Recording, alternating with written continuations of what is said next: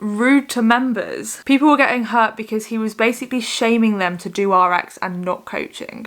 Crossfitters are quitting and I want to find out why. I know I said these were going to be like coffee and chats, but I've just got like a massive mug of water at the moment. I'm trying to stay hydrated. I've changed the format. I'm sorry about it. And also, it's summer again and it's annoyed me. Some of you are going to hate me for this, but I don't like summer. I'm actually like so much more a winter and autumn person. I live in the UK, so we have a lot of seasons, and let's be honest, the majority of the seasons in the UK is winter and autumn, and then a little bit of spring. I love spring too. I hate summer. It's just too hot and I get really overwhelmed in the heat. And I know you're gonna say it's not even that hot in the UK. In fact, most of you would probably consider the UK in the summer cold, but it's too hot for me. I am so ready for cozy jumpers and rainy days reading and cold gyms where I actually need to warm up. I'm so sick of not having any air conditioning in the CrossFit gym. I'm gonna have to put my dog away. She's wriggling loads. She's not gonna wanna go. I tried to trust her, but she's not. She's just gonna itch and try and play the entire time she's there, so she's gonna have to go in the kitchen. Honey. So there's loads of debate around whether CrossFit is dying or not. It may or may not be in decline. We don't really know. There are loads of new things popping up like high rocks. There are more functional fitness things that people are doing that are like CrossFit but not CrossFit. And then there's just stuff that happens in our life that might cause people to quit. And also there are various changes happening in the CrossFit space that also might cause people to quit. Something I've noticed is there are a couple of Reddit threads popping up where people are speaking about quitting CrossFit. It's something that I've been thinking about. You may have noticed I've started training in a commercial gym. I'll get into some of the reasons behind that later on. But I wanted to first look into the reasons why other people are quitting. This whole thread is on why people have quit CrossFit, so grammar's a bit weird. Who was quit CrossFit? Probably that's supposed to say who has quit CrossFit. Why did you leave and what's your training like now? The top comment is something that we see quite a lot, is that people are transitioning into weightlifting, or they're picking one element of CrossFit they really like. They're seeing CrossFit as almost like a gateway drug into another sport. So I've met loads of people that have done CrossFit and then got into weightlifting, which is something that I did for a while, or done CrossFit and then got into powerlifting because they really like the deadlifts. Even, I would say it's a lot less common, but there are probably some people that get into CrossFit like some of the strict gymnastic stuff and then go into calisthenics. And then there are people that do CrossFit, enjoy it, and then just kind of do more of the cardio stuff and leave. And then obviously there are plenty of people that also stay. So the top commenter is someone that left to do weightlifting. So CrossFit gave them a love for weightlifting. But when you want to be a weightlifter and when weightlifting is your main focus, you really do need to train it all the time. And CrossFit doesn't really give you the amount of focus that you need in order to really progress in weightlifting. Some of the coaching cues within CrossFit are frankly wrong and drill kind of bad habits sometimes, like basically telling everybody to jump in order to snatch. That can cause some issues. And then the whole weight in the heels. There's some stuff with positioning in squats and also like head position that can cause some weird overhead positioning. There's stuff within CrossFit that isn't quite right, and getting good Olympic weightlifting coaching can be really valuable for actually improving in Olympic weightlifting. So I get why people would leave in order to do that. It's something that I did. I did it accidentally because the gym that I was at closed down and I could only do Olympic weightlifting, so I chose to go all in and compete in that. I loved it, but eventually I ended up back in CrossFit because I got bored. This next one is a super common one. They're saying that their box is too cliquey, and then if you don't laugh at other people's jokes, like potentially no matter how problematic those jokes are, you might feel alienated. I've witnessed that both in person and I've seen a lot of comments and had a lot of messages about it online. Some gyms are really cliquey, and I think gym owners don't realise how much of an issue this can be. Some gyms are ultra competitive, and in some horrible cases elite athletes will be not very nice to people that are less good than them or at like a lower ability. And I've even seen that with people that are just like slightly better, like just like RX being mean to scale athletes or intentionally excluding scaled athletes. And it's something that I really disagree with. I have never had any issue training with somebody that's at a different ability level with me. If anything, it's so much harder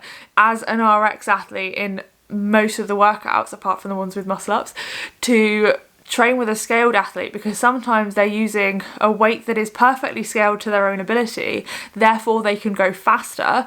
And as an RX athlete being paired up with someone like that, it means you have to go faster in the workout, especially if you're doing synchro movements. There is never anything wrong with partnering up or teaming up with people that are a lower or higher ability than you. And I feel like CrossFit gyms should encourage the community, as everybody says the community is amazing, but in actual fact, we see a fair amount of the time there are these cliques and people feel excluded, and that can definitely lead to people being left out. The community is one of those things that brings people to the sport and why people love the sport so much. But if your community is a little bit toxic or you've got some things going on that might discourage people, then the community can also be the reason people leave, and that is the case in many examples. And this leads me on to this next comment. It's quite long-winded, I'm not going to read the whole thing. After 5 years, this guy's gym changed ownership and the new owners were ultra competitive and wanted everybody to be the next Matt Fraser. What can this guy do? It's him, the clock, and the crowd.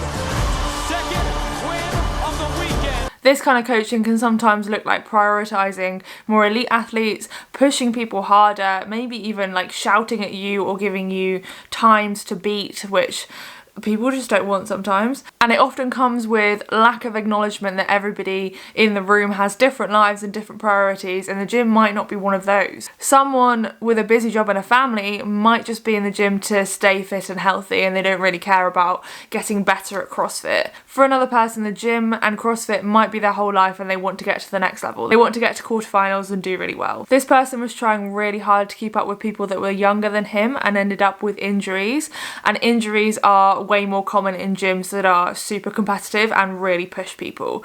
I have been part of gyms that are super competitive, and I've been part of gyms that are more chilled and kind of understand everybody's backgrounds. And the ones where they're screaming and shouting at you and pushing you to be your absolute best every day and give it 100%, you're absolutely more likely to get injured in one of those gyms because you're compromising quality movement potentially for in-gym competition. You might be competing against one of your friends, someone that you know, and that makes it feel like you're actually in a competition, and it's not good to train as if you're in a competition every single day because that could lead to burnout. It can also be very bad for people's self-esteem, and some people just don't enjoy competitive environments. I actually really do enjoy competitive environments, but I'm very easily led. And if I'm in a competitive environment, I will sacrifice my entire life for my training to try and get better, and everything else in my life will go to shit. I'll forget about my mental health and I'll have a singular goal, and 6 months down the road I'll realise what I've done and I'll be really unhappy. So although even I thrive in a competitive environment in one way or another, I actually don't. It's really bad for me. This person's solution was to make a home gym and go more that road and just work out for aesthetics and for health and for fitness, and he feels like he's more all-round fit rather than CrossFit fit, which, let's be honest, are two entirely different things, and that's something that I've realised. They feel like a more well-balanced fit adult, and they're also setting a good example for their 10-year-old, and that's amazing. Having children comes up a lot as well. It's a really common reason why people quit CrossFit, and that's not necessarily anything to do with CrossFit, it's just that it doesn't fit as well in their life, especially with class time sometimes. It's clear that some people find a Globo gym fits more with them because they can go and train whenever they want to, or like in this person's case, after their second child, they found that having a home gym made it way more convenient. And as some of the reasons we go to CrossFit is community, in the same vein, this person may want to be at home because they want to be with their family, and that to them might be a more important community to spend time with than the people in the CrossFit gym. And then obviously other things will play into that as well, like how good that community is. Is it one of the communities that has like a really cliquey problem or over competitiveness? I've got to read out this one because this one's insane. 4.5 years, just left my gym. It was a tough choice, but 8 months ago our head coach, who was the life of the gym, left, and the new guy was atrocious. Insane programming, bad attitude, rude to members. People were getting hurt because he was basically shaming them to do RX and not coaching. That's crazy. He was finally fired 2 months ago, but the damage was done. Too many people left and now it's a shit show. That's crazy. So a change of gym ownership can really cause a big problem. This person probably exemplifies the reason all of the gym bros think people quit CrossFit. So they got injured and they had to undergo surgery, and basically they can't do CrossFit anymore and they're doing more just like weights-based training that kind of looks after that injury. Injuries in CrossFit is a bit of a tough topic. I have trained at a lot of CrossFit gyms and injuries are not very common. The gyms where I have seen injuries very common are the gyms that are not CrossFit gyms but are pretending to be CrossFit gyms, and maybe their coaches are just PTs and they've started running like functional fitness and they've seen the movements that are done in CrossFit but they don't really understand the methodology. And I've also seen it in like Globo gyms when they're trying to do a CrossFit style class and the people coaching it again are PCs that don't really understand CrossFit movements. They've not done a level 1 or any form of Olympic weightlifting qualification, and then they end up injuring people. Of course, there are loads of CrossFit gyms out there that maybe have coaches that could be more qualified than they are, and I'm sure there are CrossFit gyms out there that are notorious for injury, but that is down to those individual gyms and those issues that they're having. Just the same as it is if somebody's running, I mean it's unlikely, but like a spinning class or like let's say a kettlebell or a boxing class and they're getting injured doing that class. That's the fault of that one particular coach and not the sport as a whole. And yes, within CrossFit there's probably more potential for injury if they're coached wrong because the skills are much more advanced than, let's say, boxercise. But CrossFit in itself is not a problem for injury if you've got good coaching and you're also listening to the coaches. That is a really important one because this person might not have listened to the coaches. They might have been one of those people. We see it a lot with like the gym bros that come in, they've done a lot of benching, a lot of strict pull-ups, a lot of like front loading stuff for years and years, and they see people that are less muscular than them doing kipping muscle ups, kipping pull-ups, chest to bar, and they start going into those movements without working on that mobility and their shoulders are over rotated forward and they end up like tearing a rotator cuff or really hurting their shoulder because although they might have the strength, they've not put in the work to get that mobility that's involved in the kip swing, and maybe they've also not learned the skills properly. And that's often down to just not listening to coaches and having a bit too much of an ego, like not leaving the ego at the door and wanting to prove their fitness in some way. Now that's a massive generalization, but that's something that I've seen. That's probably the most common way I've seen anybody get injured. Those people typically turn up for a couple of months and then they leave again. I've not seen it for a couple of years, mind. It was quite common in one of the old gyms that I used to go to because it was quite near to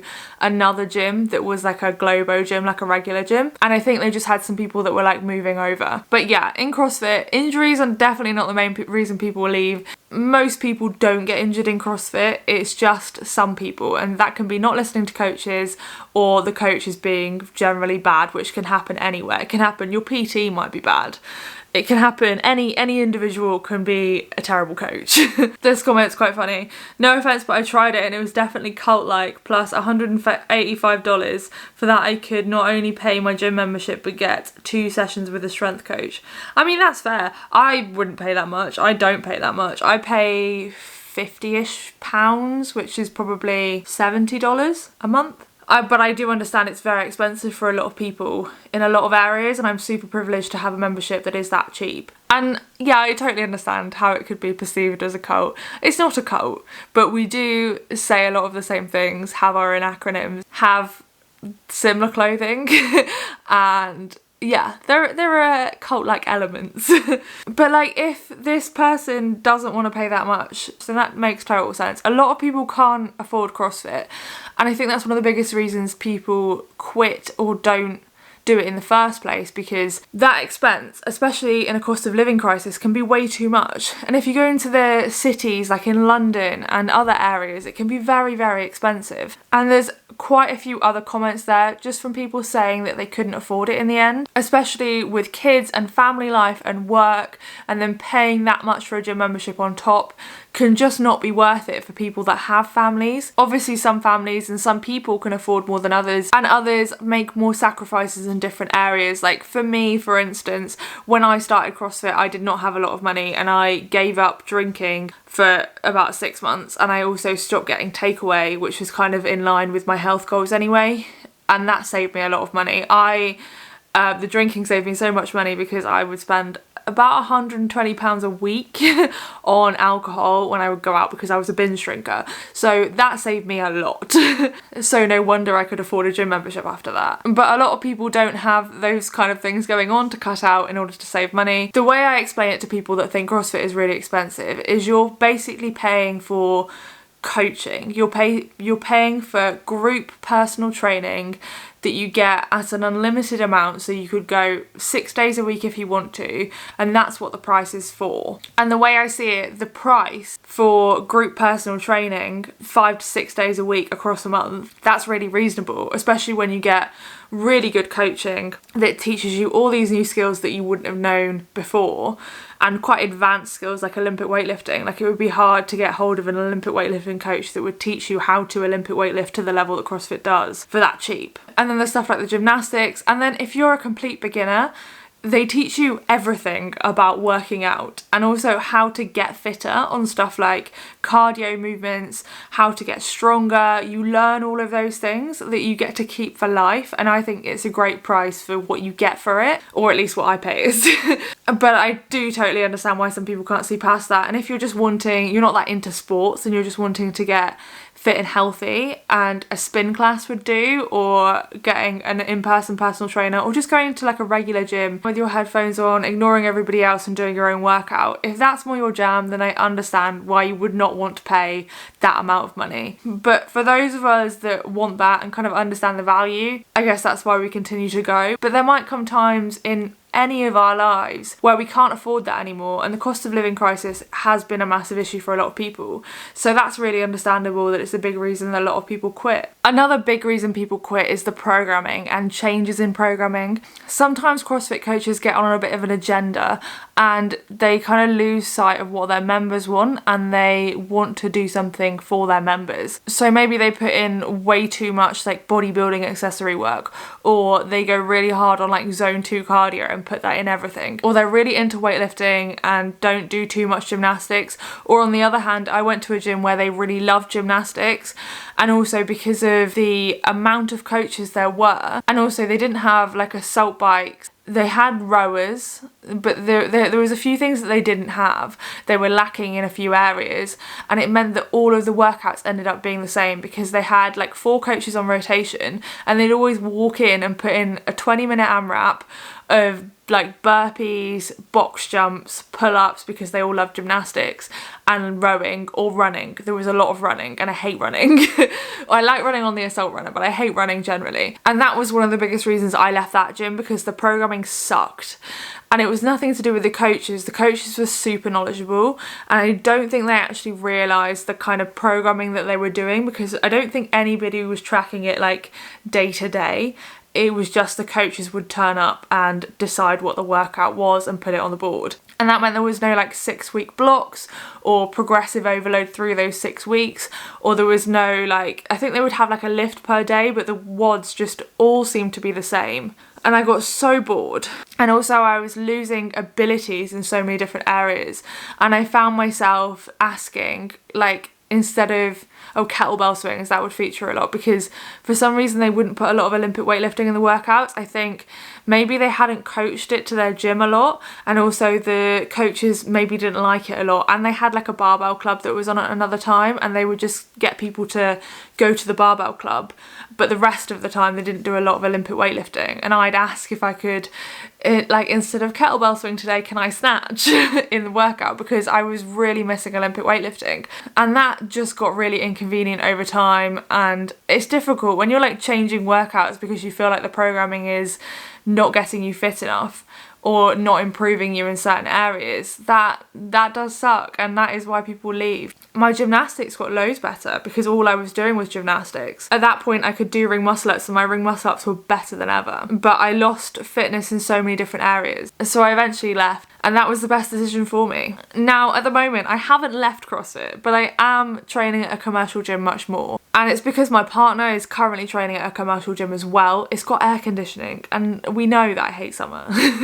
And air conditioning is lovely. We don't have air conditioning anywhere in the UK, not in our houses, not in our workplaces, anywhere. But in the gym, it has air conditioning, and it's like a luxury. It's got an assault runner, they've got Olympic weightlifting platforms and bumpers.